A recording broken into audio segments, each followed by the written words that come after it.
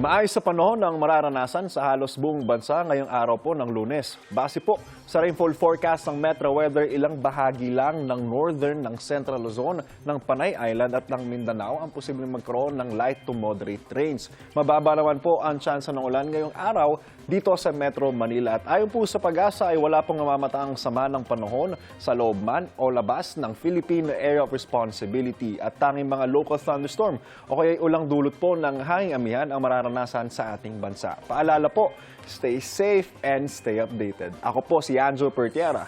Know the weather before you go. Para mag-safe lagi. Mga kapuso.